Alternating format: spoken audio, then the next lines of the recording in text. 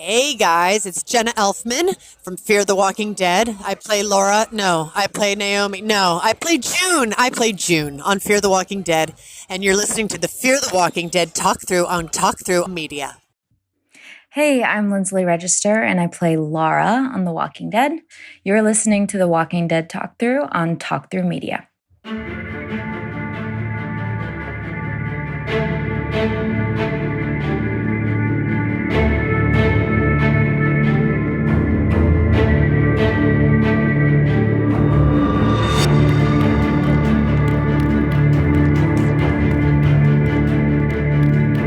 Hey, survivors! Welcome to another fine episode 78 of Fear the Walking Dead Talk Through. I'm Brian. And I'm LT. And unfortunately, Kyle is out again this week. So, third week in a row. He's still in process of moving. I think he's moved, but he doesn't have internet and he's not set up at his new place. So hopefully he'll be back with us next week. But until then, you have to bear with just LT and me. Yes, just us. Just us. So we will be covering Fear the Walking Dead, Season 6, Episode 10, titled Handle with Care. But first, we have some feedback for last week's episode. And we're recording this couple of days earlier, and hopefully you'll get this one earlier than the last couple. Season 6, Episode 9, Things Left to Do. So let's listen to Rick and Simon. We can talk about it. We're done talking. Time to listen. All right. We have feedback from Erin from the internet. She says, awesome banner selection for this week. And in fact, I have that behind me, which you can't see because it's in Zoom, but I have the picture of June wearing John's hat as she walks away after she killed Ginny. Personally, I could have done without the zombie John kill, so I would have been fine with it airing originally, but I get it. COVID has messed up a lot. Indeed, it has. Yes. Anti-Madison camp. I don't understand these words. Ha! There definitely is an anti-Madison camp. But, you hear about it less these days because we're a couple of years out of Madison, not actually 3 years out. Yeah. Holy cow. Yeah, because it was June of 2018, which I remember I was in process of moving to Tampa, and I missed the last 2 episodes. And that was hell. I couldn't record anything on this podcast until the show got back. So I was like bottled up inside for 3 months. Anyway, what I mean, Brian, by season 4 being the worst is definitely 4B more than anything. Yes, it had some good content with Week. That's the episode title, Week. But the fact they had the nerve to say to us, gas doesn't work just because it gets into the dirt, and the whole beer thing, and just the stupidity of Morgan at times dealing with the woman, I couldn't do it. Add that to the fact they killed Madison and stole the show from Kim. Yeah, I said it. They did her dirty. And yeah, it was just garbage. True, in season 4, we got Maggie Grace as Al and Jenna Elfman as June, but they could have been introduced arguably in any season. Also, while Dwight is fun, the more I see him, and I can even deal with Sherry, I don't like forcing in of TWD characters. Just merge already if this is where we're going. I don't watch TWD, as you know. No, really? Yes, we got that impression. But did we ever get mentioned over there? No. And not that I can think of. I think The only thing that could have possibly been mentioned was they had that spacecraft that fell to the Earth. That could Yeah. have been the same spacecraft that Strand talked to in season 3, but No, because that one was manned. right. Do we know that one was not manned? Well, Oh, it was I a was under the- satellite, wasn't it? it was a satellite. Okay. See, Okay. I was under the impression that it was not a capsule. It was just like a spy satellite or a comm satellite. Unfortunately, LT found that I was reaching for you, Aaron. I was trying to find something, and that was grasping the only thing that I could think of that was that could have been. But unfortunately, no, there really hasn't been any fear references in The Walking Dead, and for that matter, The Walking Dead is several years ahead of this show in terms of the timeline right now. It's like 11 or 12 years. Actually, it's 12 years into the apocalypse, I think. And it's the future. Yeah. And here it's maybe, 2016 or something like that. And it's actually, in the future. At least that's what we think. I don't think so. So the fact we have TWD influencing us, but it hasn't been the other way around before a merger, that just feels like some disrespect to fear, But yeah, the writing for choice characters made in season 4B and just some plots in general were just so bad. LOL at Ranger Dingus. Yeah, I thought that was funny. Concept pitch, solar-powered NRAP. Ha! Yes. I think they do need solar-powered vehicles, or I remember one thing they had on the TV show Revolution, which was gasification. Basically, they turned cars to be able to, I think, use coal and firewood or something to power their vehicles. So which is actually 1940s era technology. Yeah. There was a podcast that I used to listen to that these guys were, I think they were preppers or something, and they were like really into the when they showed the gasification stuff. Yep.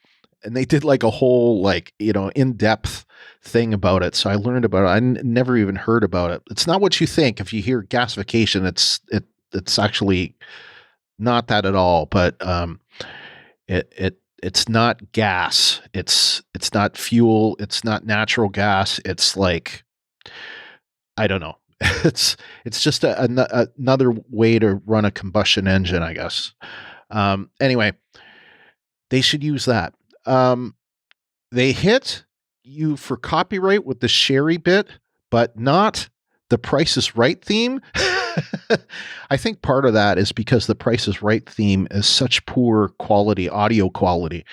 And so far, as of today, they haven't hit us for a copyright on Oh Sherry, but we just hope the Steve Perry fans out there are not paying attention. Well, it's not them. It's like the record company or whatever that does it. Let's see. Did they do it? I'm checking. They did not give us a copyright ding. So no copyright claim. So that worked. Anyway. Yeah. But, it's only been out for a day at this point. Clapping emoji to me, Brian, again for the share this week. Yeah. And hopefully I won't get too much more into it this week. I think it just about broke me last week, because there's always more that you want to tell, but there's certain things out of respect of some of the people involved, I just don't want to get into. So hashtag bring back Madison. Smiley face. Again, I feel Kim would do it for the fans, but her agent is going to make Gimple also pay to use her, rightfully so.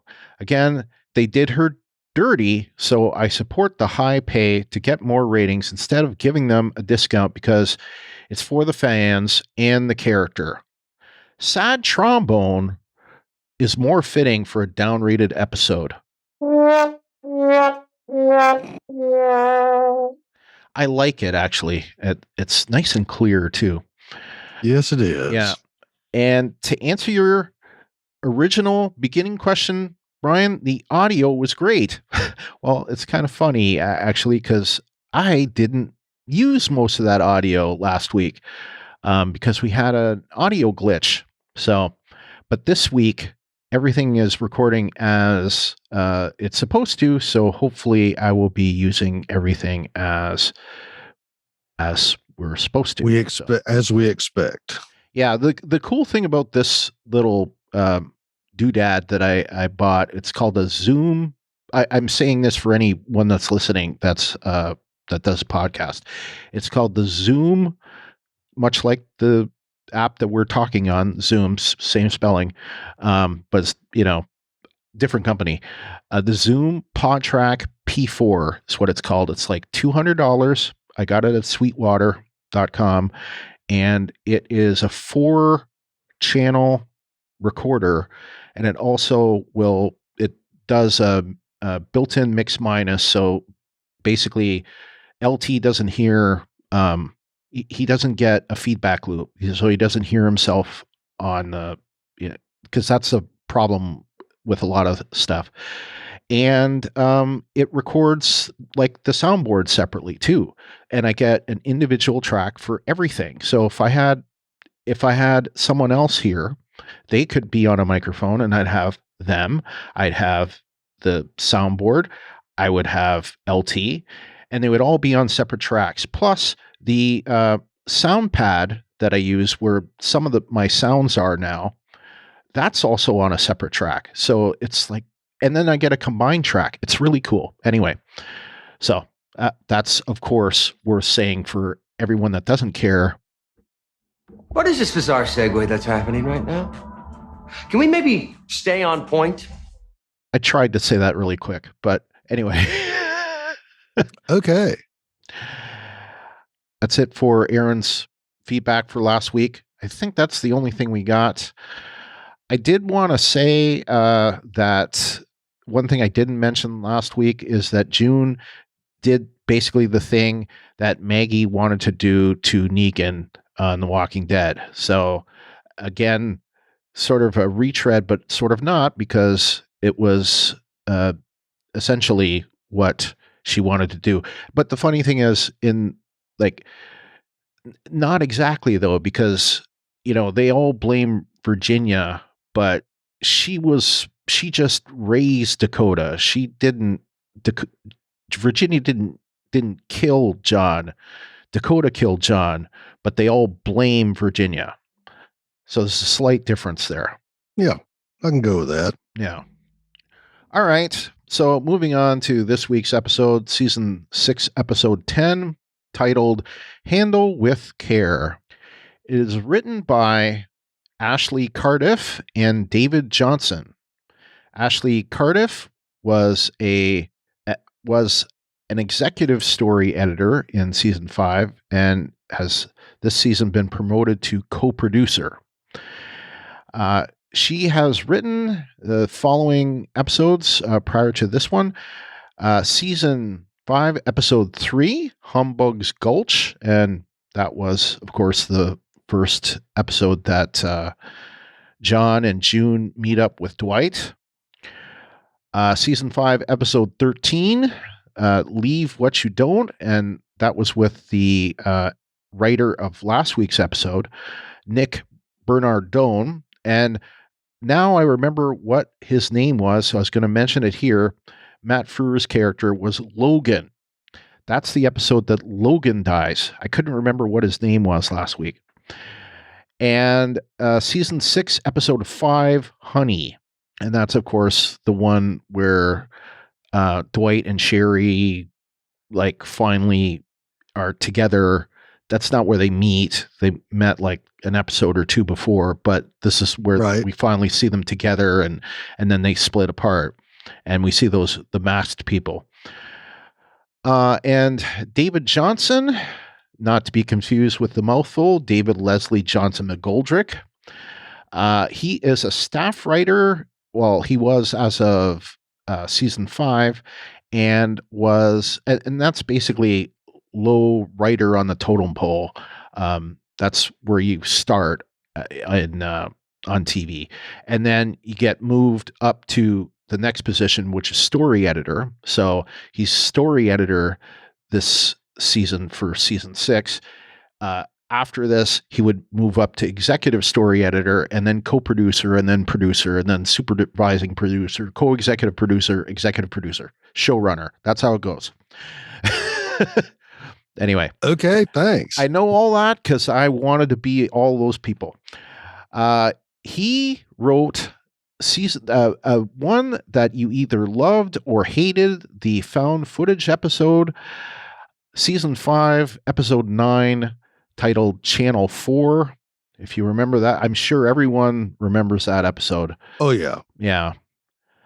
Season 5, episode 14, Today and Tomorrow, co-written with Richard Nang, who I don't believe is on the show anymore. And season 6, episode 4, The Key. And that was a memorable one. Actually, that's the one where John Dory investigates Ranger Cameron's death. It is directed by first-time director of The Walking Dead universe, Heather Cappiello. And her directing credits are mostly for the series Blue Bloods. She has 6 credits directing Blue Bloods. She's also directed episodes of Freakish, Madam Secretary, Criminal Minds, Corporate, and Saving Grace. But most of her credits, she's actually been around quite a long time in Hollywood as a script supervisor. So that's, I believe that position is someone who is like on the floor and like coordinates when scripts need to be changed. I think that's what they do. But anyway, so they're like interacting between what's being shot and the writers and that kind of thing. Right. Yeah. The description from Google is as follows. A threat worse in Virginia is on the horizon. Morgan calls for unity and invites all survivors to his settlement, tasking Daniel to keep the peace. However, Daniel will need to face his own challenge in hopes of protecting his friends. All right. I'll give my vocal cords a rest here. LT, what did you think of this episode? Well, I gave it an 8.8 out of 10, sitting around licking my unmentionables. And doggone it, that's what I was going to use. I was going to say 8 out of 10, stop dragging my heart around, just because it was a Daniel episode. And the sidebar comment to that was a song by Tom Petty. Yeah. And if you notice, Tom Petty was one of the Traveling Wilburys. Yes. I got the reference. Well, just making sure everybody else did. Yeah. This episode, I thought I really enjoyed it. I think I enjoyed it more than most people, at least on the first watch. I'm going to give it a 9. So I'm pretty close to where you're at. 9 out of 10. And I'm going to say, let's see. 9. Daniel's probably not the best person to put in charge, but I'll get to that later. Okay. Yeah. All right. So we have listener ratings. Why don't you start? All right. Glennis from Toronto says 7 out of 10. Beach ball, elephant, grape. Very good. Renee from Atlanta gives it 7 out of 10. Skid mark is back. Yetta from Detroit says 8 out of 10. What the heck is going on with Daniel? Overall, it was an okay episode. Clint from Indianapolis says, I give this 8 out of 10 boulders hitting TNT. But anyway, okay, so let's move on to Awesome Sauce. Okay, we'll kick off the Awesome Sauce with Dieta from Detroit. Dwight fighting the walker with a saw, kept waiting for it to saw right through and kill it, but Victor saved him with a secret gun. Also, the boot smash of the walker head by Sherry's people. Yeah, I think that was Raleigh that did that. Yep. Glynis from Toronto is next. She says, yay! Skidmark reunited with Daniel. And Clint from Indianapolis echoes the same, saying, hooray for the return of Skidmark. Yep, I put those two together. Renee from Atlanta is next. She says, June did not go bonkers and become a villain. This is what I'm talking about. You don't just become a bad person because bad things happen to you. You are or you're not. I'm not mentioning any names. And what would you call that emoji? That is an eye roll, sir. Eye roll. Okay. 2 eye rolling emojis. Okay. And we got some from Aaron from the internet. There's actually a good amount of awesome sauce this week, I feel. So here's the points for me in no particular order. June admitting that psychology isn't her original studied field, so she doesn't instantly have the answers to Daniel's problem. That was so refreshing to hear, I have to say, because usually shows forget facts like this or just let it go in the name of fixing something in that episode. So the fact she admitted she needed time was a chef's kiss, as they say, to continuity, and I loved it. Sarah giving Strand crap at the meeting table. Luciana talking about security again, and because you all remember how that was like her job at the compound, we met her in season 2. Good times. I still don't know if she'll make it to the end of the show, but I'm going to enjoy having badass Luciana back for as long as we can have her. Daniel mentioning the fire he started at the Abigail Vineyard. That was a deep callback for OG Fear fans for sure.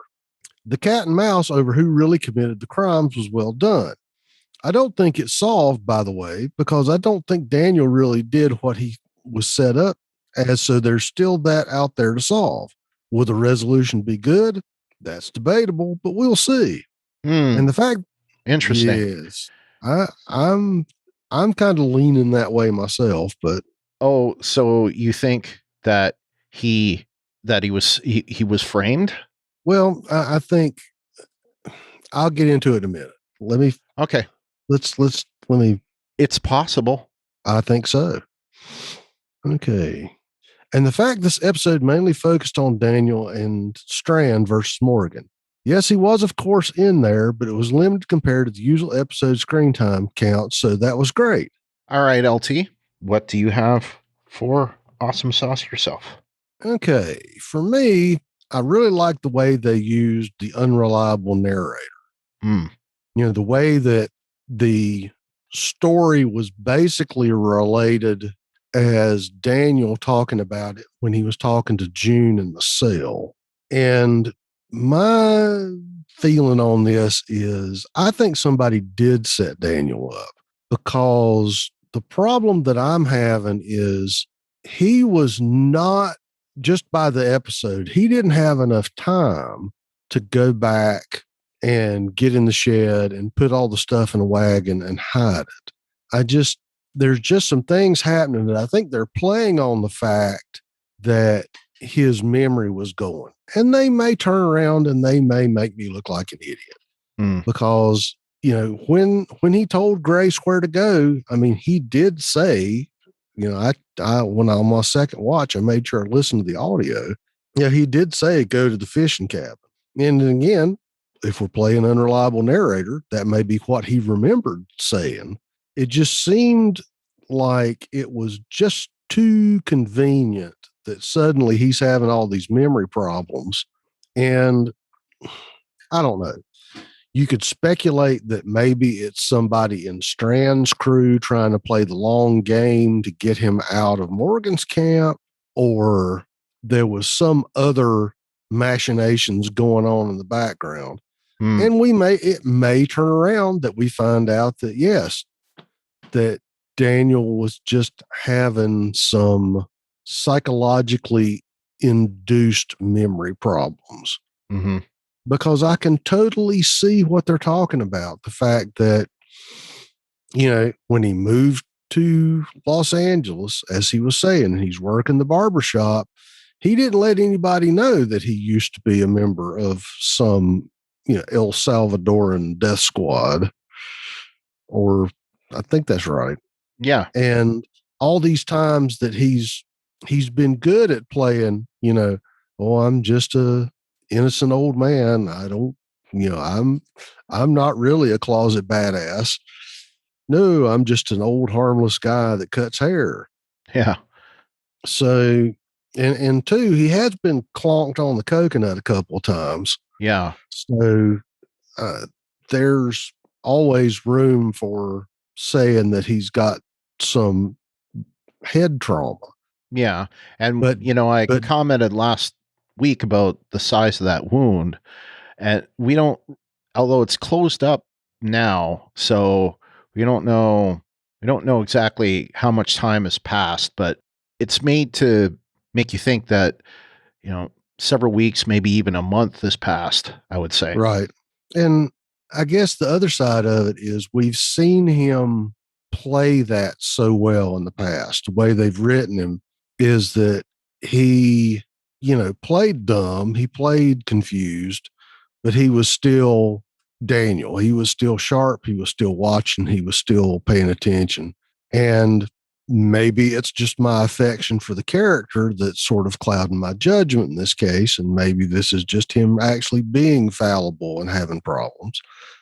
But I just get that lingering feeling that this is some sort of long game plot that is being played out. And perhaps getting him out of Morgan's camp is a way they're going to be able to pull something off, because if anybody was going to find it, it would be Daniel. So I don't know. As I said, I enjoyed how they did things as far as the character driven part of it. I was glad that he got an episode that focused on him, because they haven't had one of those in quite some time. Right. And I would even say it's almost Daniel at the Dam level of good character study. Yes. And I don't know. I guess I'm just sort of hoping that it's going to play out that it's just somebody messing with him and it's not him actually being, having problems. Yeah, I would agree with that. And that's about it for Awesome. Yeah, the issues with that I have are that how do you explain someone getting into his we were told that the only people that had the keys to this lock were Morgan and Daniel. Right. So what, did somebody make a key? It's a wooden clapboard shed. Okay, so what, they took off the wood? You could pry a board off the back door of that thing easy enough. Okay. I'm just saying. I would buy that. Okay. I'm just saying the construction of that shed, just looking at it, and I'm thinking, putting a lock on that door is just, I don't know.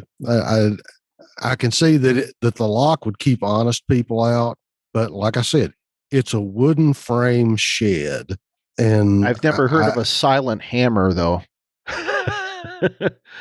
That's the only thing. Well, you wouldn't have to use a hammer. You use a pry bar. Well, to take it off, I'm talking about putting it back on, because you'd have to make it look like... You don't go in through the door, dude. You go in through the back. Yeah, I know. No, I know. But if you're trying to cover your tracks, then you would put the boards back on, and it didn't look like any of the boards had been taken off, so they'd have to put the boards back on. So how do they put the boards back on? They'd have to nail them back on, unless or pry them. Okay, I see what you're saying. Or have a section that you can just pull loose. And two, I don't know how well this thing was anchored to the ground. Oh, just lift it up. if it's like one of my old neighbor's garden sheds, you just kind of pick up the corner and crawl underneath it. But yeah, it's possible. I doubt it. well, I have it reminds me of an episode of TNG where they ask, Geordie LaForge has this like wild theory where his mother is, and they ask Data, is this possible? And Data says, well, yes, it's possible. And then he's asked, well, how likely is it? And then it's like, well, virtually impossible, sir. So, well, it's the same thing I've said about winning the lottery. right. It's possible. It ain't likely, but it's possible. And you don't win if you don't play. Anyway, it's possible. I mean, there is the potential there for someone to, and this is the kind of thing we've seen in stories before where they put an element of doubt into somebody where you start to question your own sanity, question whether or not your memory is what it actually was, right, missing time, all this stuff. It's certainly possible, but certain things that make me wonder, it's like, okay, when did he do this? Like, how come no one saw him? It's not like anybody wouldn't notice him pulling his little wagon with the tarp over it. Exactly. So, there's arguments that you could make for and against. And let's throw one other thing out there that's just something that I noticed. They spent a lot of time using rebar to make the cell to keep people in. Yeah. Well, why didn't they use that rebar to make a cage to lock the guns in? Yeah, exactly.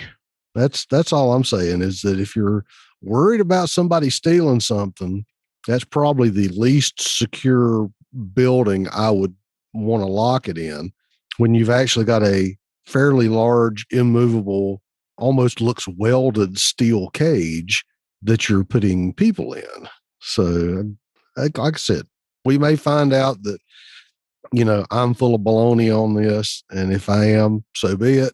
Just saying, it just seems like if you're going to complain about something being secure and safe, then have something that's made out of, I don't know, steel. Right. Yeah, I agree. Well, I think you said it. My main awesome sauce was, and it's kind of funny because I mentioned it last week about, how little Daniel's been in this season. So it was great to see Daniel be the focus of this particular episode. And I've always enjoyed the acting of Ruben Blades, like even before he was on the show. So anyway, anytime that he has like a big meaty piece, it's always good, So I go back to, times in season 1, 2, and when he was coming up on the dam in season 3, I think that was episode 100 is what it was called. That was really good. And, several of the other things that he did that season. The heartbreaking moment when he, finally got to Ophelia and she basically had died within seconds of him getting there. Just anyway, he's a great actor, and it's amazing. Acting is not his main job. He's a singer, so multi-talented guy, singer, politician, and an actor. Because if you don't know, he's been working in his native Panama as I don't think he's in government right now, but he was a minister of something a few years back. So minister as in cabinet minister type thing, not religious minister. But anyway, I kind of liked the whole, everyone kind of how everything was getting turned on each other. Right. For the most part, there were some people that were involved in that were really annoying. I'll get to that in the weak sauce if someone else hasn't already mentioned it. But that's another thing I wanted to bring up that nobody brought up. They did a lot of ties to the old gang, like especially like the confrontations between Strand and Daniel in this episode. The whole like bringing up the fact that he was shot in the face and him taking the plate out. Yeah, where the heck did he get that? I was going to mention that later. Okay. Yeah, it's probably a what sauce. But yeah, so I liked how they referenced a lot of things from the past. They mentioned Ophelia several times. Mm-hmm. And of course, because they've done a lot of stuff where it's almost like the first 3 seasons don't exist on this show. So it was good for this show to kind of hit back with several of the like story arcs from previous seasons. But beyond that, I enjoyed this episode for the most part. It was a good one. So, all right. So now let's move on to the weak sauce. You're worthless and weak. All right, starting off with weak sauce, we have Aaron from the internet saying you have pitchforks in your hands, but no one so much as even stabs at a zombie to try and relieve the pressure at the walls, fence, and the break. Weak. Yeah, I agree. Glynis from Toronto says, what's the difference with Daniel now going to Lawton with Strand and Co. than staying put with Morgan's damn people? Smiley face.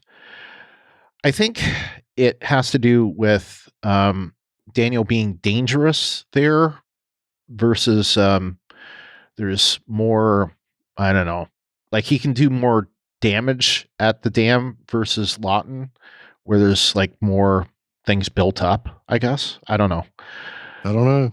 And it's people that he cares about versus people that, he doesn't really have ties to. And of course, he can't stand Strand. So yeah, it's just weak sidelining a badass like Daniel. Either way, if he was framed or having amnesia, episodes for real. Yeah, I would agree with that. It's actually something that I had put in my weak sauce, and I actually mentioned it last week about I don't like how they've made Daniel ineffective, and this is probably the most ultimately ineffective that they've made him, because now who knows what he's done, and he can't even, supposedly you can't even blame it being neurological, it's psychological. So he's like having psychological blackouts and doing stuff that he later forgets out of trauma or what have you, and it's not some kind of, I don't know. Of course, you could maybe blame aliens. Maybe it's aliens that did all this. Anyway, aliens. I'm thinking about in the comics, there was a whole thing where Kirkman blamed the aliens for the whole zombie apocalypse. So, last thing she says, why isn't Dakota chained up still or in the cell next to Daniel? All of a sudden, she's free to roam whenever she wants. Yeah, and they refer to that a lot, and I made me wonder. It's like, okay, what is she like on house arrest or something? But no, because we see her out when they're leaving. So, Yep. she was allowed, outside the gates, I guess. And, so she's not on house arrest. Of course, how would they make that work? It's not like, you have like GPS or something. Well, maybe Charlie's her probation officer. Oh yeah, you can go. Yeah. But yeah, it's a good question there, because she's not exactly reliable, and the ones that mentioned that, I have to agree. So yeah. All right, next. And along those same veins, Deanna from Detroit says, I don't like how everyone is so forgiving about Dakota killing John. She's not to be trusted. Last week's sauce is from Clint from Indianapolis. He says, the walkers being able to overrun their wall. Isn't this supposed to be an impossible to overtake defensive location? Also, we see maybe a couple of dozen total walkers, yet all the guns they have locked up are supposedly not even going to scratch the surface of killing all of them.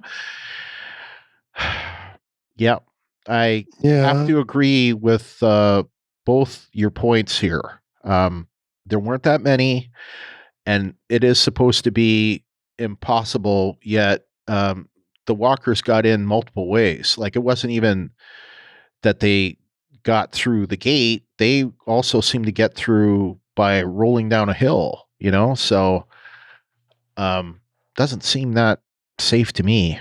Yeah. Okay. Well, if we start going into our week sauce. Yes.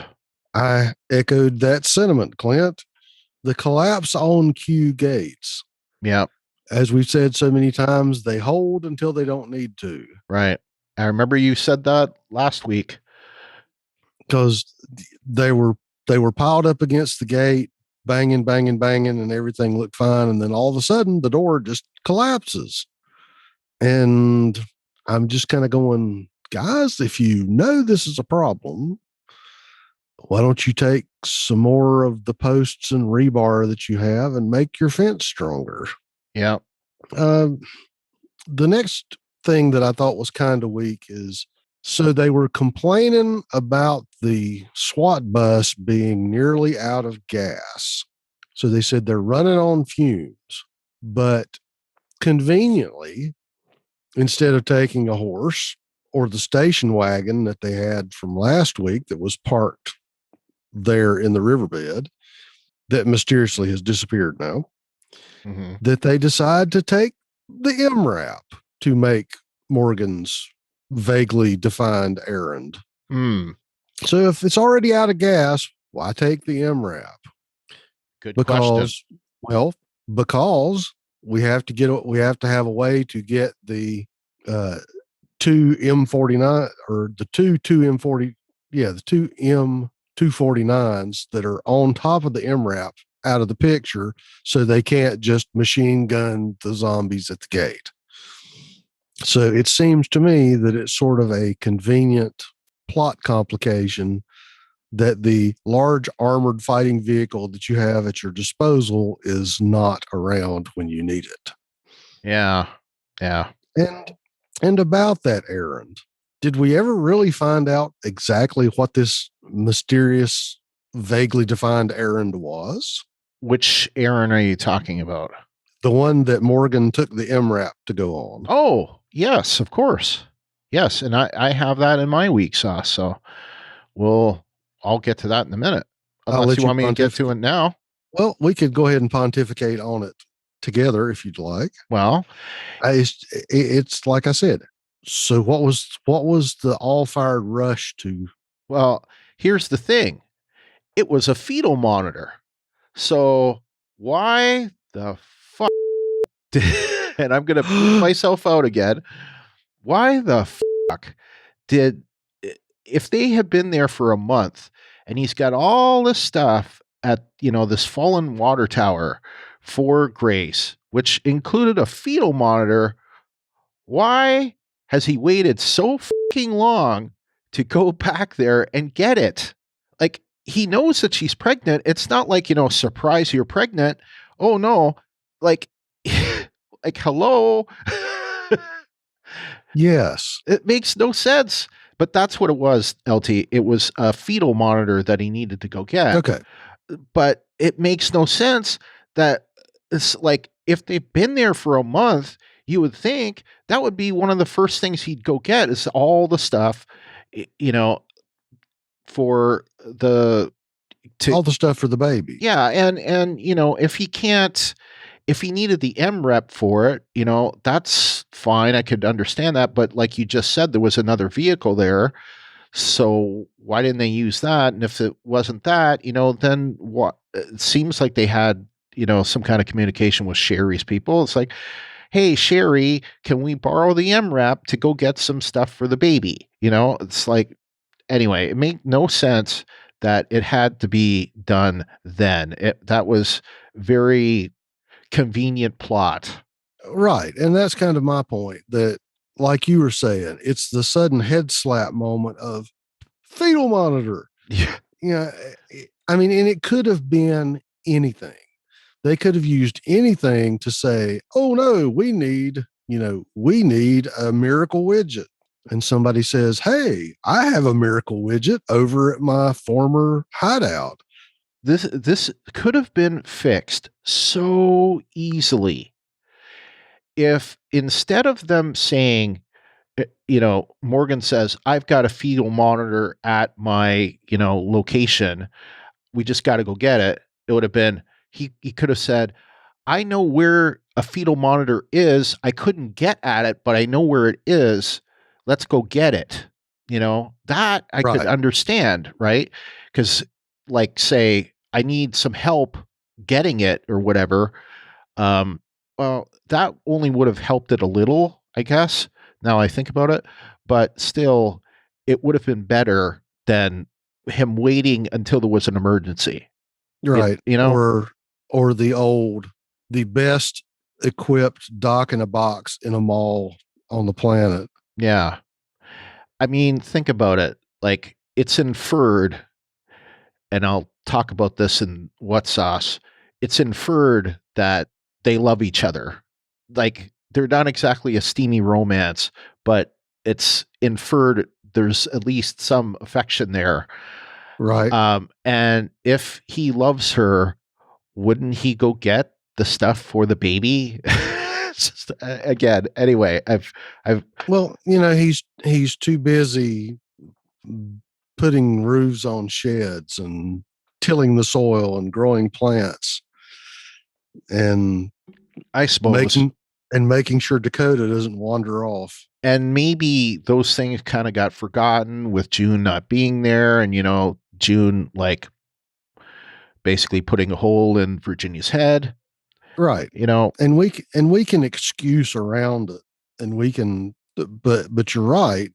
If they would have just written it so that it was not, oh, well, I just forgot to go get it, and now is a great time for me to go get it when everybody's here having this peace conference. Like I said, I just have questions about the timing of the errand. Yes.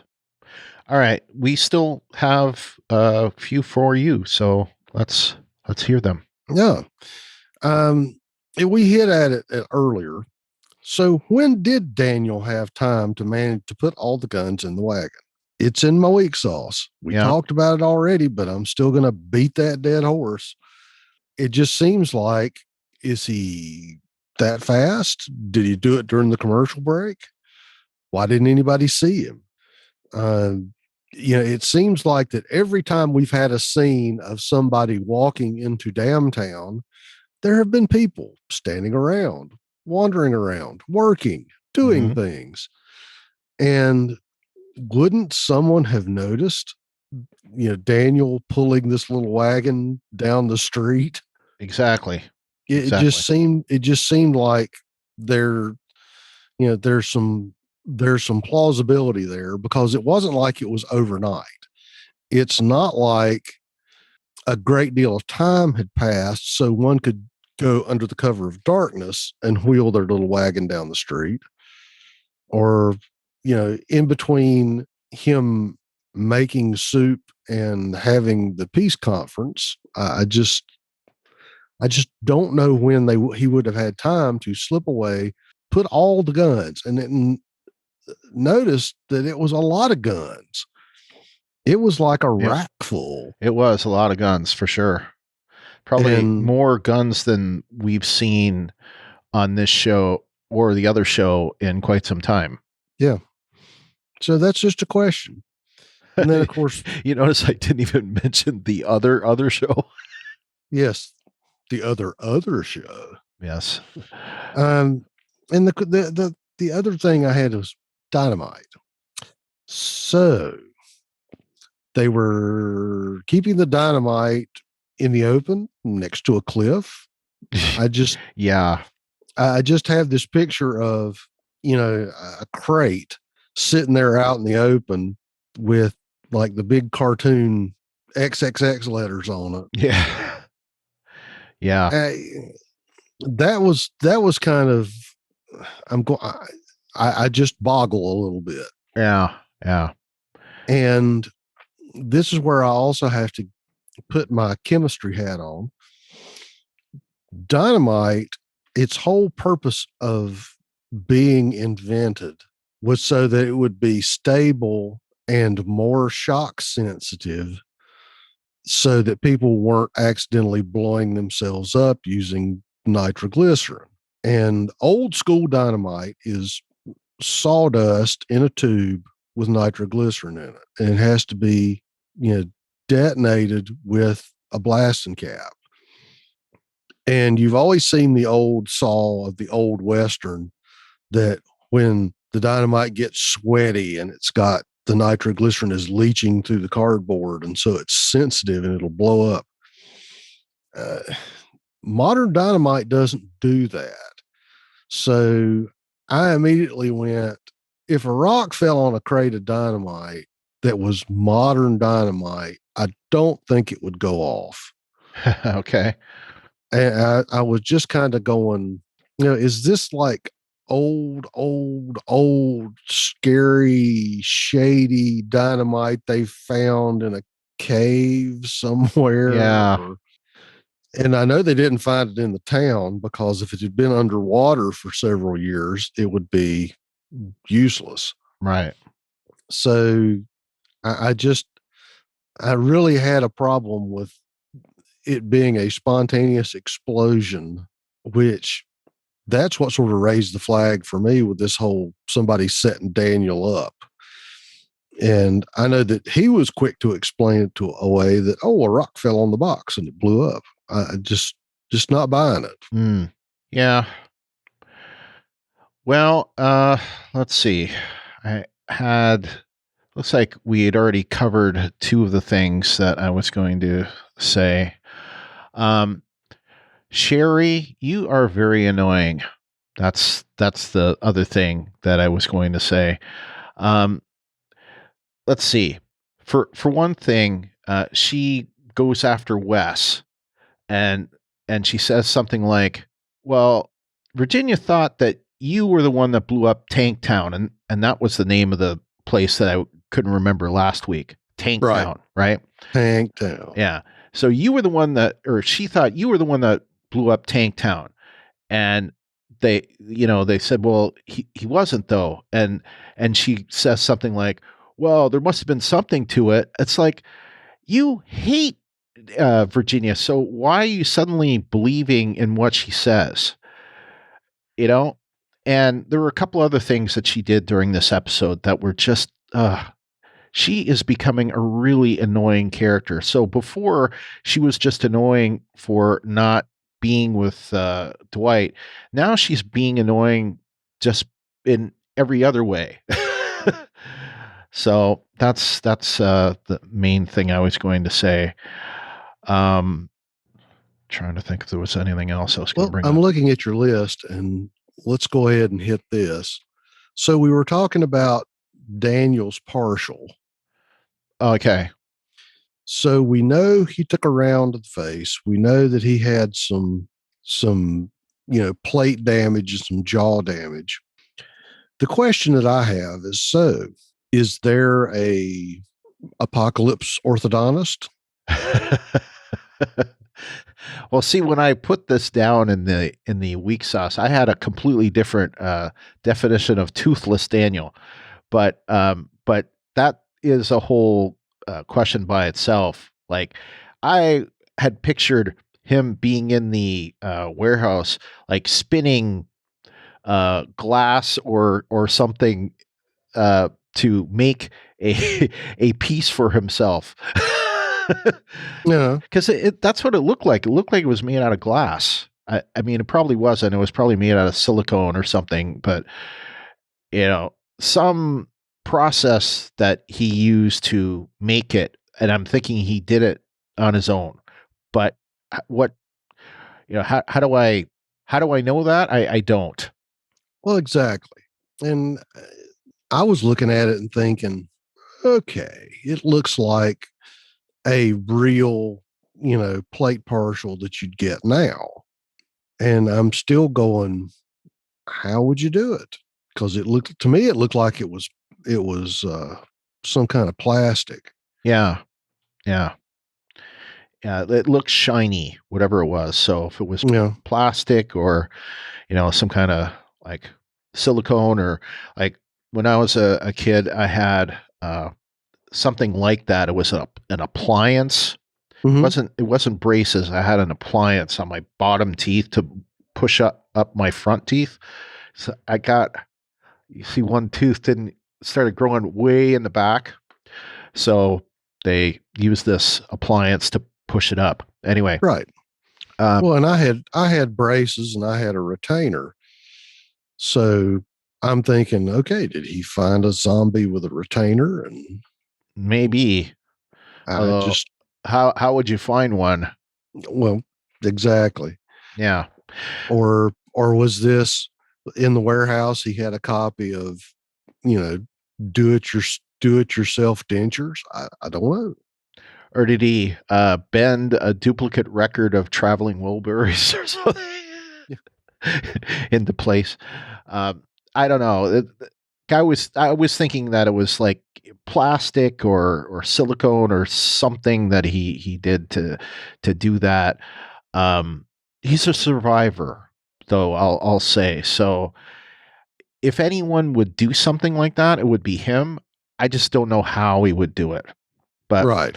The point that I was trying to make with me saying Toothless Daniel was, I don't like that they've taken this badass character and, they've done something to him again, which makes him like an old man. And he spent most of this episode where he was this badass. It seemed like a badass, and it was like, holy crap, he let these walkers in, himself, just to see who would come to the rescue or whatever. That's pretty badass. It reminded me again of things that he had done in the past, like, the arena. He led all the walkers in the arena in season 1. So I get to that, but then he has this like memory loss, and he's like, kind of self-sabotaging the whole process, without any memory. And like, what's going on there? Is June correct, and this isn't some neurological issue, or is he psychological? And let's face it, he has had some weird psychological issues in the past, and this is what I was getting at in my rating.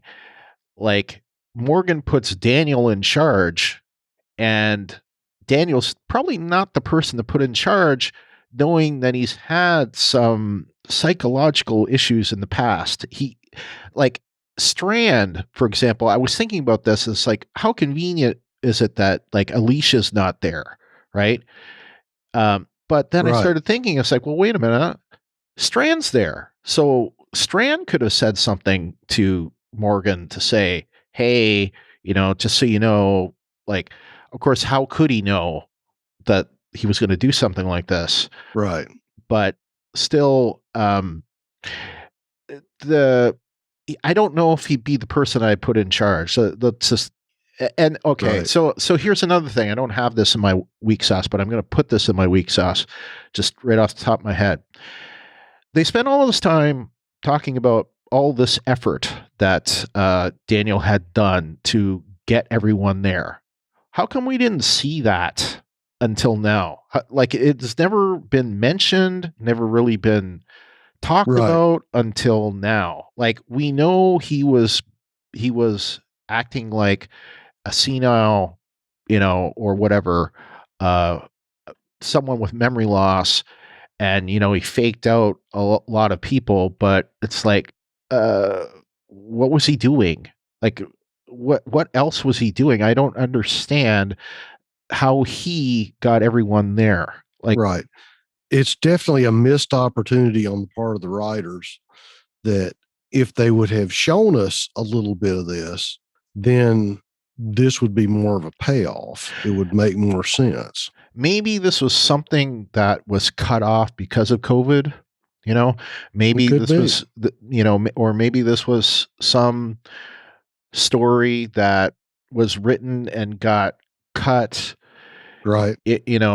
But it's still, this was a weak part of the episode because they built so much of the episode based on him standing on a pedestal that, as far as I'm concerned, was made out of cards, right? It wasn't there was nothing there. How could I know that he had done all this effort? The only thing that I knew is that maybe he was working with Morgan, but who else was he working with? I mean, Right. I don't know. And of course, Strand didn't know what he was doing, so that meant the Rangers didn't know what he was doing. Right. Oh, something else. This is not a weak sauce thing, but last week I mentioned the Ranger that looked like Virginia, and we finally see her in this episode. At the end. No, she was there. She was accompanying Strand. Okay. Yeah. Yeah. So she didn't exactly have a big part, but she was there. So I did notice her. And I think I want to throw this in now since we were talking about it. I think the part that I thought was tough was when we saw Daniel in Lawton and he looked like a weak old man. He was playing. Right. But the way that we saw him ride off there at the end, it kind of made me feel like maybe he is a weak old man. Yes. Maybe. Yeah. And that was again part of what got me about this episode. Yeah, and I agree with you on that. Like, so maybe he's not like that's. I would like him to be framed. I would like it for him to not have had these episodes, and he really didn't do what it appears that he's done. But I don't know. Like, I don't know either. Yeah.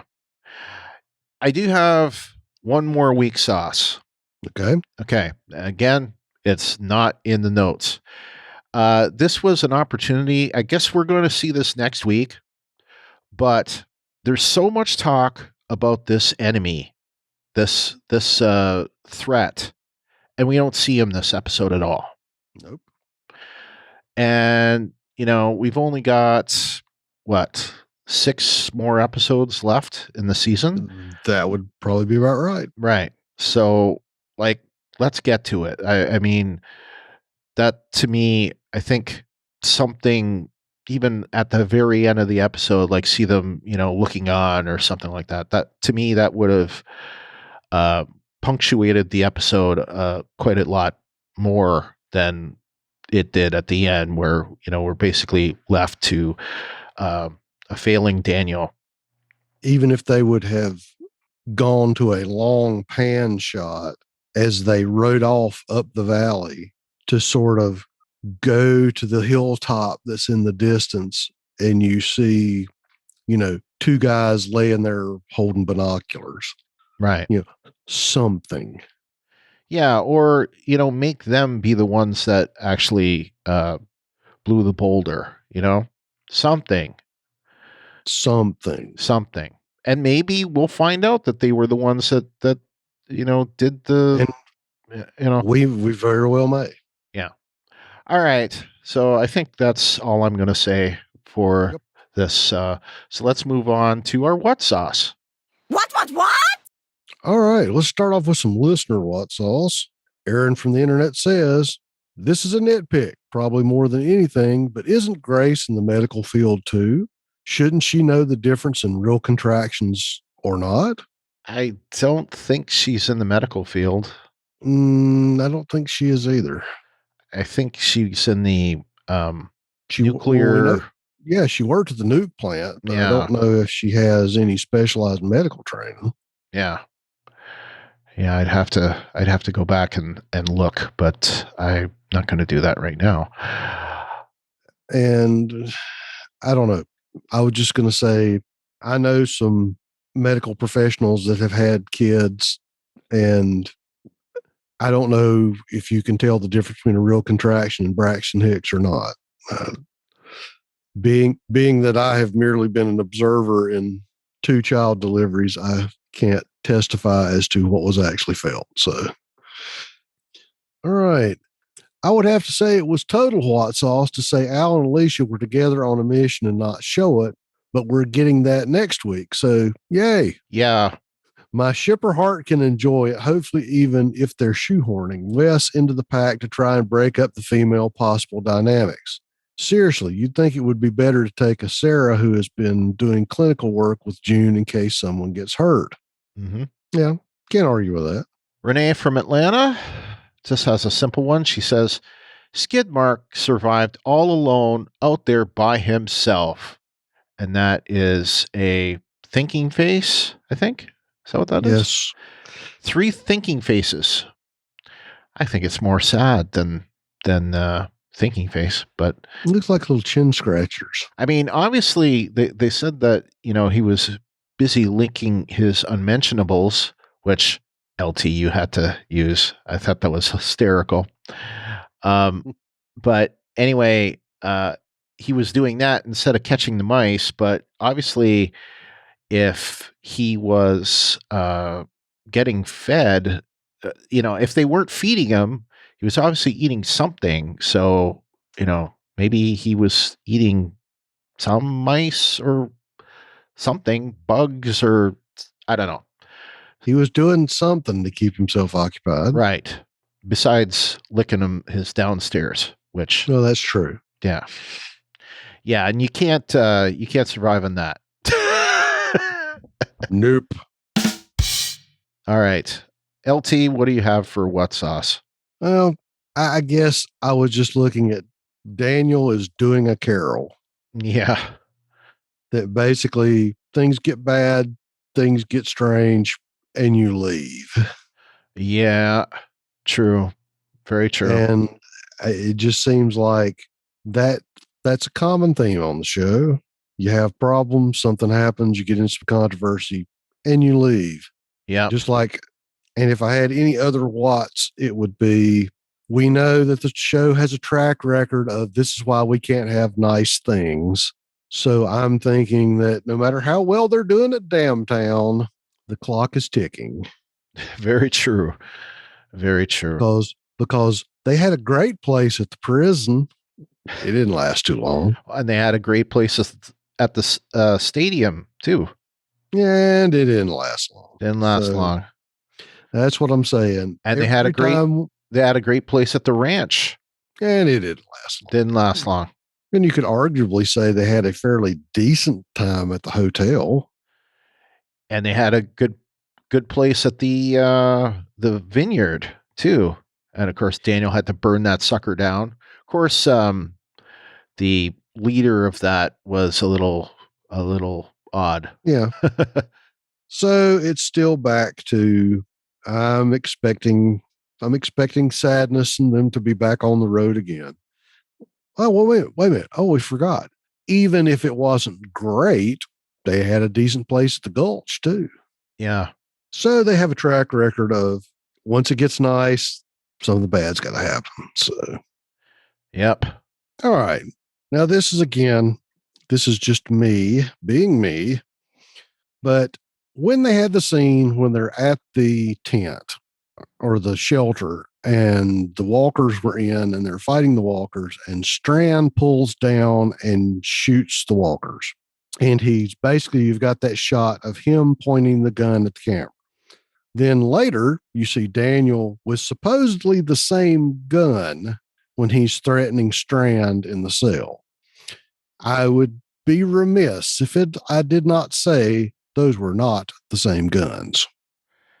The gun he was pointing under the shelter looked to be, if I was to be a guessing man, it looked to be a Glock of some variety, because the slide was very, very square. If you're familiar with Austrian combat Tupperware at all, they have very square slides. Okay. Very well. I say that because they have polymer frames, and that was the running joke we had for years and years, that it's combat Tupperware. But the slide is very, very square. And I would say you can't see it, but he can. You see how square that is? Yes. It's very square. Were you pointing that gun at me? No, I was holding it by the slide, sir. Like so. See? No, I can't see it. See, I had it by not even holding the grippy part. Just showing you the end. He's going to shoot me through the internet. Yes, use my magic internet bullets. But when Daniel was in the cell, it was a much smaller, because you see how round that looks, how much smaller it is. It was a much smaller pistol that he was whipping around in the cell. And I was going, continuity, guys, continuity. It's not the same gun. And that's a pretty big thing to miss, you know? Like if they screwed up, gave him a different gun, that's kind of a pretty bad thing to. The only thing I can figure is maybe it was a matter of which one had the blank adapter, or I don't know. Just something I noticed being me. So definitely. Let's see. Okay, so where did June go? And is it just me, or is Sarah with June? Or is Sarah like doing runs between the places like, they used to do? Because she mentions, it would be nice if Wendell could go out on runs, which, where is Wendell, by the way? Maybe they're still at Tanktown. Yeah, maybe. Trying to put the fire out. Good luck.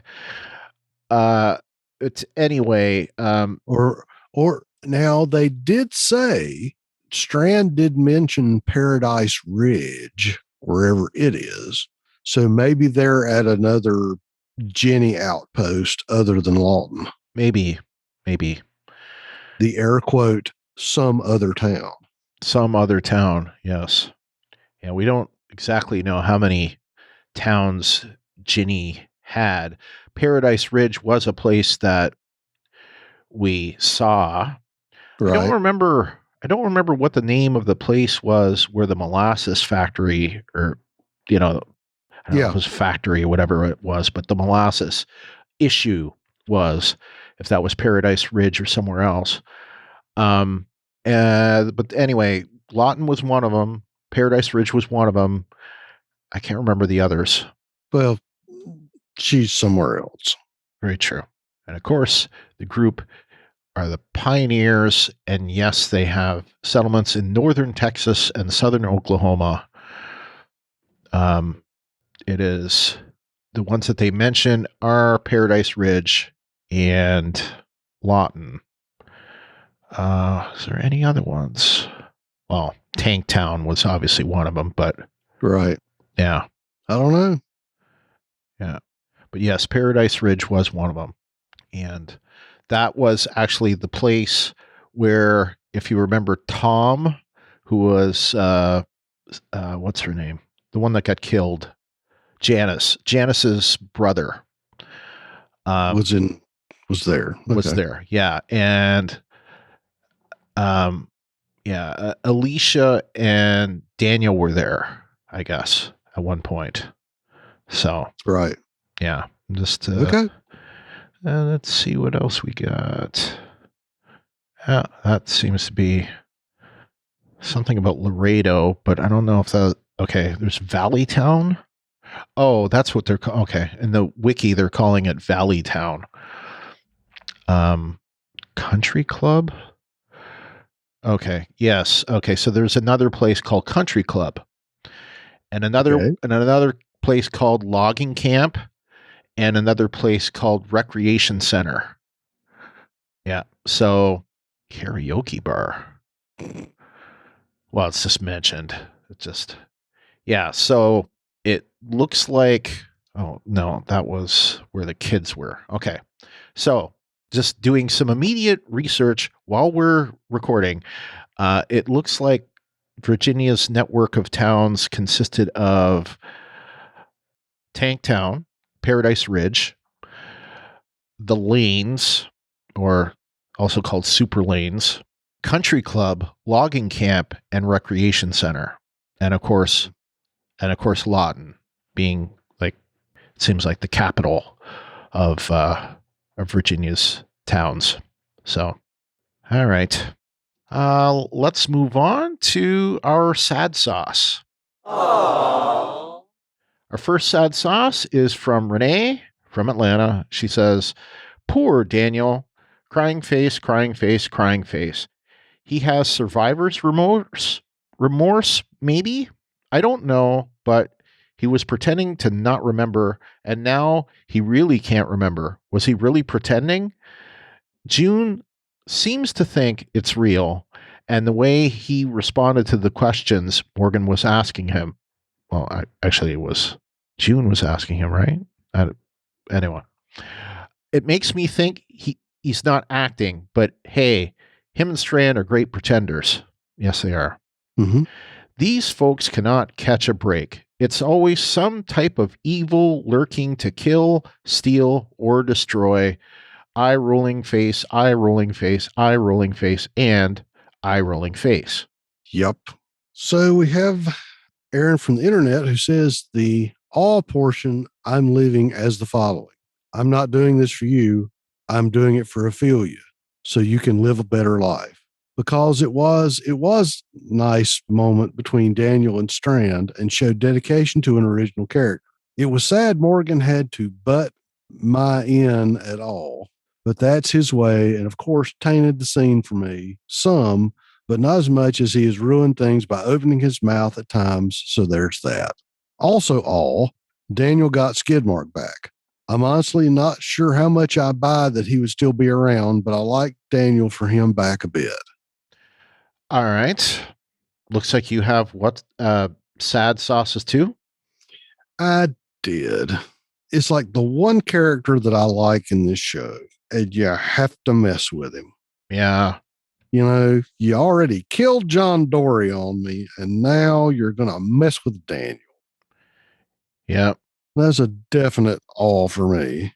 When he was talking to Strand and they were going over all the trauma that Daniel's experienced, then when Daniel was talking to June and he went back over everything that he's done, everything that happened, it was just, oh man, just give the guy a break.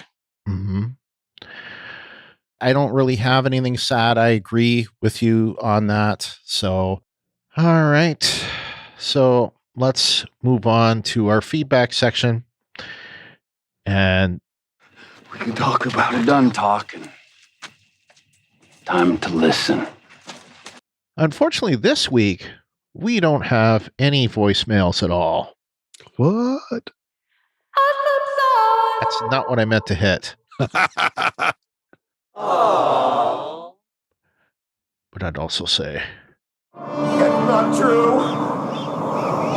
That's impossible. No, it is very possible. And we don't get voicemails every single episode. So just actually Dieta tried to send a voicemail, and it got kind of screwed up, and she said, just delete it. So, we almost got one, but anyway, so we got more written feedback from Renee from Atlanta. She says, overall, it was an okay episode. It's what I would expect after those first 2 episodes, something a little slower, but I really was shocked when they said Daniel had the guns. I definitely never saw that coming. I didn't either, by the way. I didn't either. Yeah. I'm looking forward to Al and Alicia's storyline because they're 2 of my favorites. Brian, you keep on keeping on. Well, thank you. And she says, praying emoji, praying emoji, praying emoji, and praying emoji. Yeah, that's all that I can do. So, and thanks to everyone who said things both publicly and privately to me over the last couple of weeks. But yeah, time heals all wounds. So, but as I said, it's been a tough year. Yep. Yeah. And talk to you guys next week. All right. Thank you, Renee. Next. Now we've got some feedback from Glennis from Toronto. Glennis says restricting gun use in the settlement didn't work out in Alexandria either. Something locked up and out of reach is always a temptation to break the rules. Yep. There's always somebody. I don't buy it that Daniel set the explosion, hit the guns, and pointed Grace and Charlie to the dangerous caverns instead of the fish shack. When the explosion went off, Daniel was also there with the group, including the other suspects of Strand and Dakota. I think maybe Grace and Charlie were intercepted on their way to the fish shack and forced to go to the caverns by an unknown enemy, and then lied to Morgan that Daniel had told them to go to the caverns, as that same enemy has threatened them that if they didn't lie, they'd kill all the group. The map could have been easily replaced to reflect the wrong place. So the mole is someone who wasn't at the meeting in order to set off the explosion and also framed Daniel for hiding the guns. It's a clever ploy and plan. If that is the case, to frame Daniel, as Daniel has also ended up doubting himself as a result. And it didn't help his case by letting walkers in on purpose in order to flesh out the culprit who stole the guns. It's someone that knows Daniel. I think whoever it was is trying to spread distrust within the group and picking off people who would be most of a threat in the confrontation. So watch your back, Morgan. You're next up after Alicia and Al that have gone off on their own, and Luciana and Wes, who will be attempting to join up with Alicia and Al, are also in danger if the underground people are the culprits, as they sure blew up Tanktown.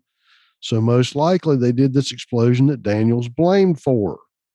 Says, it's high time that SWAT truck is returned to its rightful owner and the face mask people be gone and Sherry gets some common sense and returns to the side of Dwight.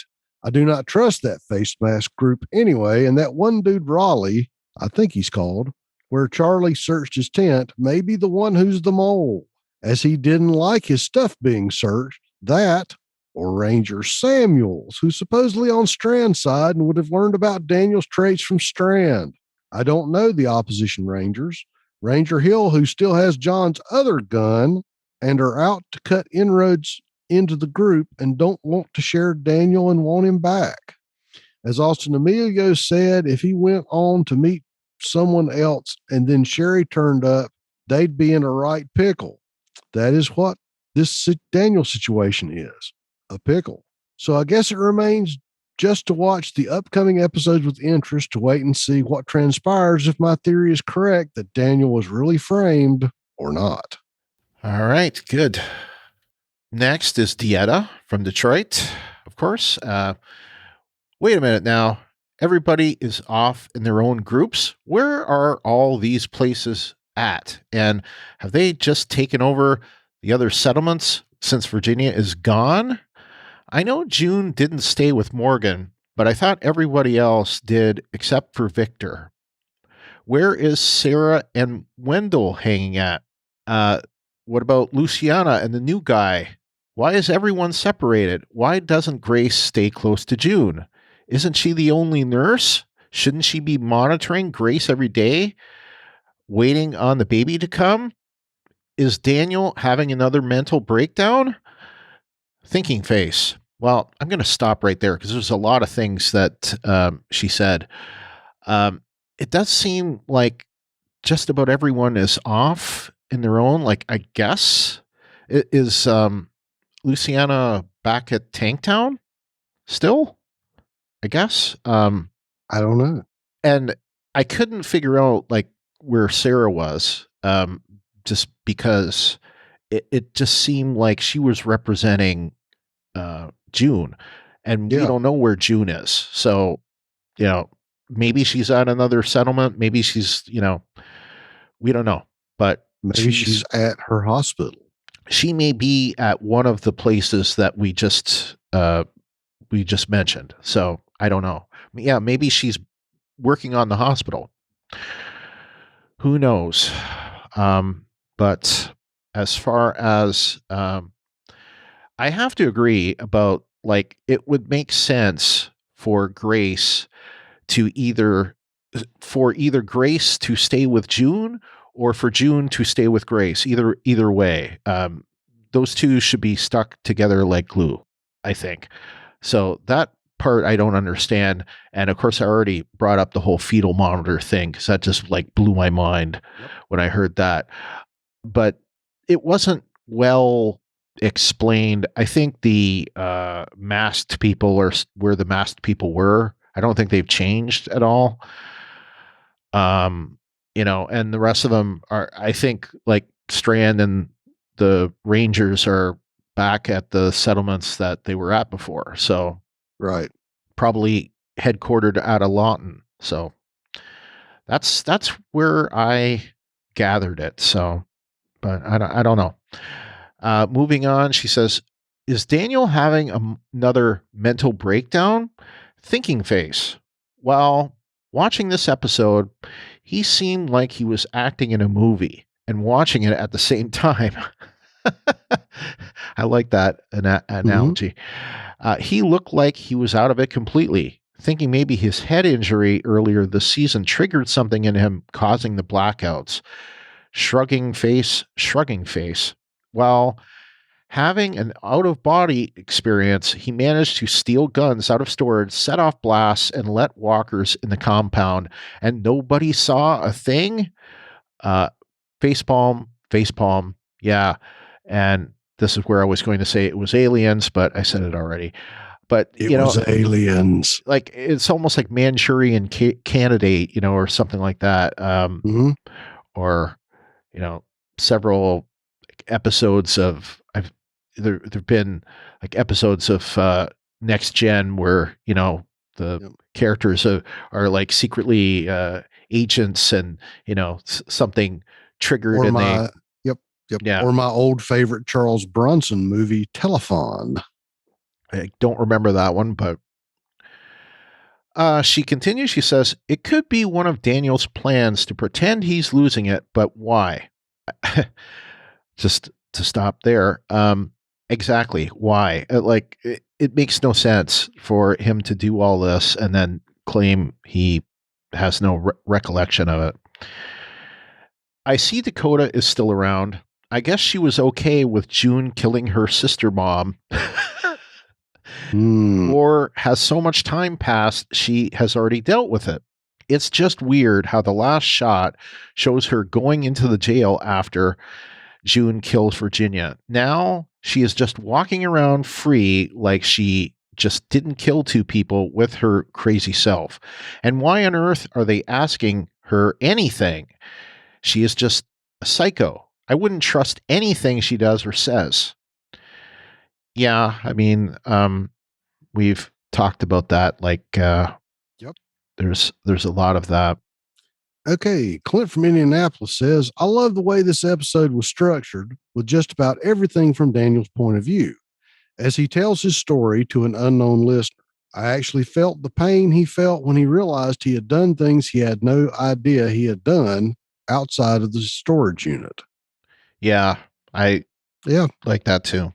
Okay, and we've got some feedback from Aaron from the internet. This is the best episode of The Return so far, as things were mysterious but still made sense. It mainly focused on original Fear characters, and it's an extended episode where no one dies. Ha! The time seemed to fly by this week, and again, I can only chalk that up to it being a good story instead of dragging things out, and the character work being interesting instead of watching someone be hypocritical for the fourth time that day in the episode. You know who I'm talking about. I hope focusing on Alicia, Al, and Luciana, and Wes, since he's there, spoiler alert, I'm mainly in it for the ladies, next week will continue this trend. All right. It's time for other notes. LT, what do you have? I think the only other note that I have is, once again, I'm shaking my fist at you, unknown YouTuber that keeps trying to spoil my episodes. And I can't remember the name of the account, but they keep posting the first 10 minutes and the last 10 minutes of the episode as soon as they post. I don't know if it's from AMC. I don't know where it's coming from, but I've had to not only studiously avoid, clicking on it, but even if you look at it, the way that YouTube will like show you the video will play the first 2 or 3 seconds. Right. I've had to make sure to really skip over it because I just don't want to get spoiled, man. There is a way, I believe, to when someone, a particular channel comes up, you can basically say, oop, I didn't want to do that. Cancel. I'm just going to pull something up really quickly here. Well, I know I think there's a way you can block it, but what I'm afraid of is that if I block them and they're a Walking Dead channel, that it will block other Walking Dead content. No, it won't do that. It will. I just don't trust the algorithm, man. Yeah. I mean, because I had issues, I had issues with Walking Dead stuff where there was like too much. There's like one big channel on the web where there's like a lot of rumors and the guy would he would post it as fact. He'd say, well, we have evidence, or we have, that this is going to happen. And, 90% of the stuff that he said was like, this is going to happen. Didn't happen, and, it's not Pop Idol, something Idol, I think is the name of the channel. And I just said, don't show me his stuff anymore. And there's several of the Trek channels that are just really anti new Star Trek that I did the same thing from, because I couldn't take listening to them anymore, because it just drivel. I understand. Yeah, I know you do. But yeah, it's whatever the case is. I know that I won't get this for Star Trek because I don't think Paramount Plus releases the episodes early. This has just been a Walking Dead AMC Plus premiere phenomena where they're releasing the episodes early. Yeah, it is like basically they release the episodes, I think, like the first episode was available a whole week ahead, and I think the rest of them are available 3 or 4 days ahead. And I think on Premiere it's maybe 2 days ahead. I still don't have Plus. I didn't, because I was behind with editing this week, so I was like, there's no point in getting Plus because I can't enjoy it yet. So I'll just see if I can get editing done early enough this week, then maybe I will for this week coming. But I just what am I trying to say? I don't with Paramount Plus, or Disney or whatever, they just release it to every, they release it to the streaming service. Same with Netflix, same with Amazon Prime. It gets released to the streaming service, and that's the first time it's available. And after that, like there are like, places like in Canada, they get it a little later in the day, and then the rest of the world gets it the next day on, Netflix for Discovery and Amazon Prime for Picard. But and I think it's the same for Walking Dead and Fear the Walking Dead. For these shows, it's like next day kind of thing. Right. But this whole thing with AMC Plus, it's new territory, and it is kind of frustrating because most people aren't paying for it. And, like most people, like, of course, for Kyle, talk about it many times. He says, I don't want to pay for it. Right. I don't think you want to pay for it. And I've paid for, AMC Premiere for quite a while, and it was good for the most part, especially when I'm podcasting on it.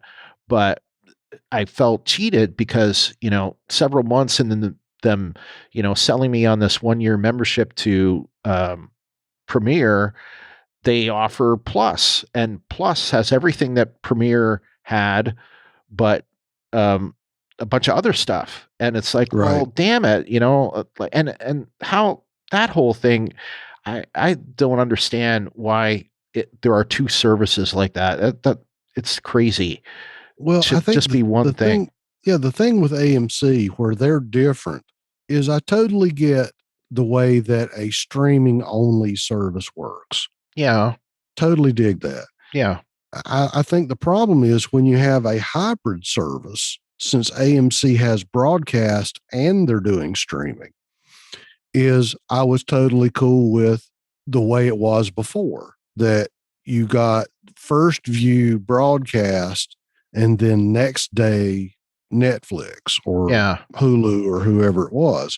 So that there was a friend of mine who I used to talk about episodes with that I'd have to wait until Tuesday or Wednesday to talk about it because they watched it streaming. So I Right. had to wait for the delay. Right. And they either bought the episodes or they or if they watch it on Hulu, they just waited for it to come on Hulu. Right. Yeah. And so the problem now is if AMC Plus or whichever one it is going to show it earlier. It's Plus. Okay. If Plus is going to show it early, then that still wrinkles all of us up that are on either another streaming service or waiting for broadcast. Yeah. And I guess I'm just not as enticed into getting another streaming service when I can get everything I need with what I already pay for. Yeah. And, like the other thing that, is kind of unnerving as far as, and maybe they will start offering it to other providers. Like, I know you can get it through Dish and DirecTV, for example. I think Comcast. Comcast was actually the first provider that offered it. But like we have Spectrum here. Spectrum doesn't offer it. So you either get Premiere or you don't get anything, or you get it, through other means. And with AMC Plus, sorry, what I was going to say is that let's take, for example, HBO Max. I don't know if it's available on every provider, but from what I've seen, it's available on most providers. Like if you get HBO, they throw in HBO Max. Like Spectrum, for example, they offer HBO Max. Right? Yes, they do. Yeah. So you can get HBO Max, which is like an add-on to HBO. So, that to me is a good thing. And that's to me what they should offer with AMC Plus. They should offer it to any cable provider.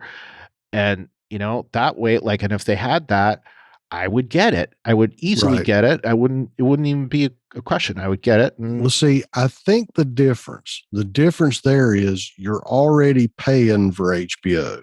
Right. And you're not paying for AMC. Yeah. Yeah. I think that is, I guess, part of the problem. What they have added was something called AMC Plus. Like there is a channel called AMC Plus as part of it. It comes with other channels as part of AMC Plus. Like in addition to it being streaming, there are channels inside of it. So because I looked at that with the Right. Roku stuff, it has these other channels. Like there's a Shudder channel, and there's an AMC Plus channel, and a horror channel, and It's like Shudder and IHC, and yeah, there's 2 or 3 other ones. Right. But like I said, right now I just don't have an inducement to take on another streaming service. Yeah, I agree. I know where you're coming from. It's nickel and diming you to death. That's what they do, and I hope there's a consolidation with this kind of stuff, and that's what I kind of want to see. I would be happy if they did it like a true a la carte. If they gave me a list and said, not like, oh, if you get this package, you get this, and if you add this package, you get this too.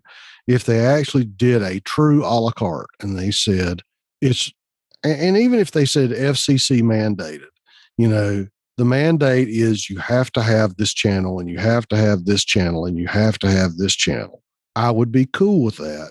If they said, okay, all I want then is ABC, NBC, CBS, Turner Classic, AMC, maybe BBC America, Sci-Fi, and Comet TV to get my old cheesy sci-fi movies.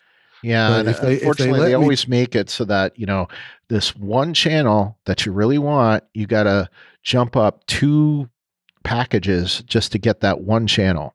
Yep. And I hate to quote him, but it's sort of the revised version of that old Bruce Springsteen song, 57 channels and there's nothing on. This is more like there's 570 channels and there's nothing on. Yeah, very true. That's it. That's it, Brian. I'm still going to carp about potentially getting spoiled because it's just wrong, man. Yeah. As far as the stuff that I talked about this having some good ties to the past, which so I'm not going to go into that. I wanted to give an update on the whole AMC commercial thing. I got a light version of that. It's really strange. Like today, I watched it on my phone, and the day that it came out, I didn't actually watch it on cable that night because I actually fell asleep and woke up and it was too late to watch it, and then it was on real late. And by the time I was like, oh crap, Fear's on, I turned it on. It was too late. It had already started. So I was able to actually watch it online. And yet again, they did this thing where they played that stupid, and this was in my browser this time. Last time was on my iPad. They did that stupid thing where they played that same AT&T commercial. Yeah, 4 times each commercial break, but it didn't play each commercial break. So I think it played the first 3 commercial breaks, and then the last 3 commercial breaks, it was a Nissan commercial. But with the Nissan commercial, they had 2 different Nissan commercials. So it wasn't quite as bad, but it was bad enough. Yeah. So anyway, they could use more selection there. Okay, so anyway, let's move on to our news, ratings, and info. What the hell is happening? I have no idea. All right, so ratings this week. Ratings are thankfully up. least a little bit, at least on the 18 to 49 numbers. It got a 0.26 in the 18 to 49 with 1.102 million viewers. And that is up from 0.22 in the 18 to 49, but down from 1.119 million viewers last week. So partially up, partially down. Now, doing what I've been doing the last several episodes, I looked at the 25 to 54 and the 50 and over, again, showing that the ratings are skewing towards, the demographic is skewing older and older. It got a 0.38 in the 25 to 54, obviously higher, and a 0.65 in the 50 and over. So we're still keeping stuff strong. That's versus last week's 0.35 in the 25 to 54. So higher in the 25 to 54, lower in the 50 and over because last week it got a 0.70. Talking Dead, it did just as well as it did last week. And what's that, you ask? Last week it wasn't on. This week it wasn't on. So it compared quite well with it. If you're curious about Gangs of London, it got a 0.04 in the 18 to 49 with 293,000 viewers. That is even in the demographic of 18 to 49. But last week it was 338,000 viewers. And unfortunately, poor Norm Reedus, I hope he doesn't get money for the ratings of that show because it did not register in the ratings at all. So it didn't make the top 150, and it didn't even make the web page where the stuff is tallied. So I don't know how it did. So it was a clip call Zoom show. So is that what it was? It was clips. It was like basically a Zoom meeting with the cast, and they showed clips. Oh, you're kidding. Well, that's probably why it didn't do so well. I'll admit I got further this week watching Gangs of London, but the first 10 minutes and the last 5 were about all I could do. In terms of the Parrots, again, nothing for the Parrots this week for the Walking Dead franchise. Game of Thrones actually at number 2 this week. So it went up 2 notches to 57.8, still behind the number 1 SpongeBob SquarePants.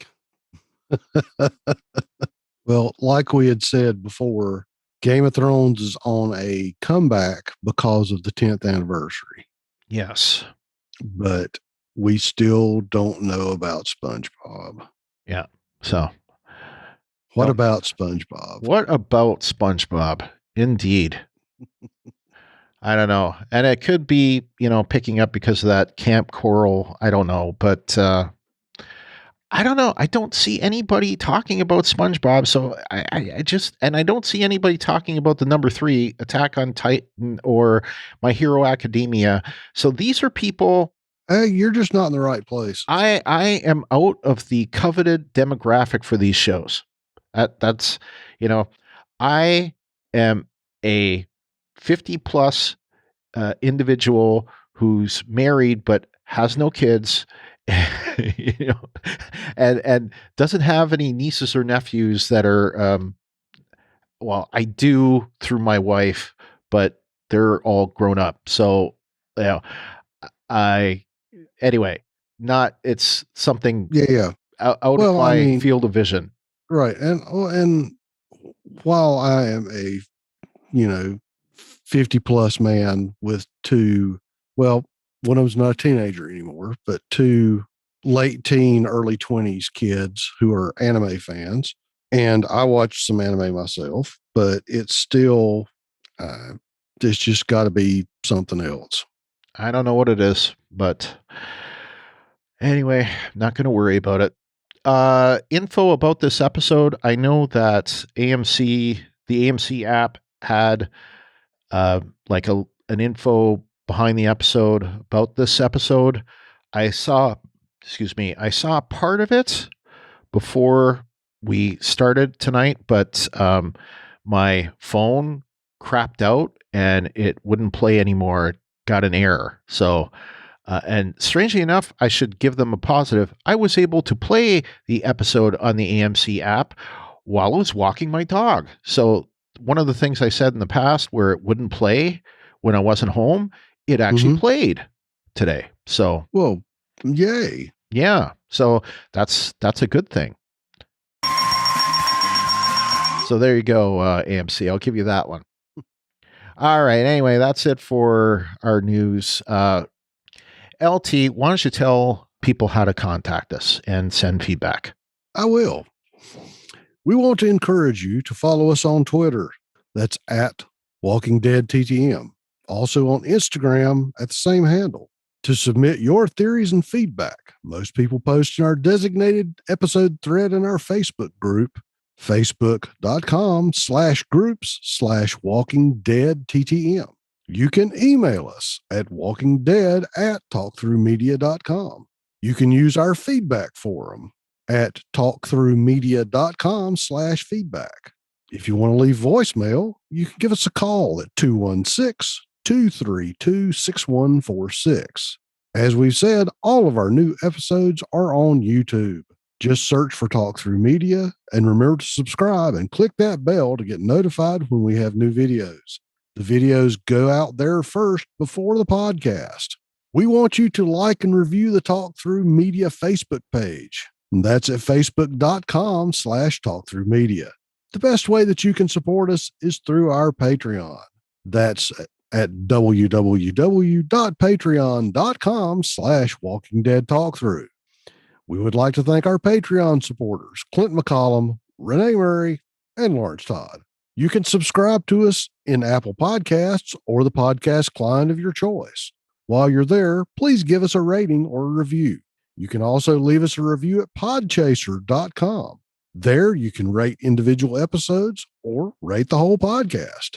Remember to share our posts on Facebook and Twitter when we post them, or tell a friend. Word of mouth is still the best way to get us new listeners. We will be doing a Star Trek Patreon very soon. The details, unfortunately, are still to be worked out. But if you want to join our Facebook group, that's at facebook.com/groups/Star Trek TTM podcasts. And that consists of the Star Trek Discovery podcast. And if you join that feed, there's the Star Trek Picard cast you get and the Star Trek Lower Decks podcast, which I do with Kyle. And sometimes LT will join in there as well. Our Patreon is at patreon.com/Brian and Ruthie. And like I say, we'll be doing that soon. And I would just like to be able to tell you when. So anyway, just digging myself a hole. Dig that hole, baby. Dig that hole. Okay. Our next episode, we'll be covering season 6, episode 11 of Fear the Walking Dead, titled The Holding. It is written by consulting producer and former co-executive producer of The Walking Dead, Channing Powell. It is directed by TBD, hasn't been announced. The description that I was able to pull off of Google is an infiltration turns rescue mission as members of the group dig deeper into an underground community. That's obviously the bad people. So until next time, I'm Brian. And I'm LT. And this is Fear the Walking Dead Talk Through. Good night, everybody. Good night.